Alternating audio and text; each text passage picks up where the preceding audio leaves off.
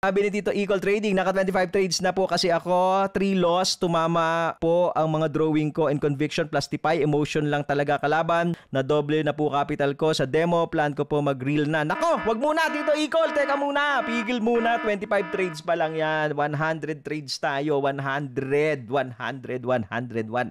Okay, sa trading, kung sasaba kayo, pag magde-demo account po kayo, minimum 100 trades itry nyo muna kung magiging profitable kayo. Para ma-establish nyo, makita nyo halos lahat yung galaw ng market. That's one. Number 2, okay po yan, nadoble ninyo, pero malaki po yon ha, sa 25 trades na nadoble nyo yung capital ninyo. So, i-identify nyo po ano yung ginawa nyong risk structure, ano yung risk management na in-apply nyo dyan. May naglagay ka ba ng SL? Nagplan ka ba mag-hedge nung if the trade will go against you? Or nagplan ka ba mag-DCA if the trade will go down, continuously go down na nakalong ka? So, yan po tatlo na yan. I-identify mo, kada pasok mo, ano yung plano mo, ano yung risk structure na gagawin mo. Kasi, pag hindi mo yan ma-identify, baka nga natsambahan lang yan. So, kung tsamba lang yan, most likely, kapag ka po kayo ay nag-real account, hindi nyo alam yung gagawin ninyo. Paano kung iba yung direksyon ng market? Laging nandun yung utak natin. Paano kung iba yung direksyon ng market? Paano ko i-handle tong trade na to?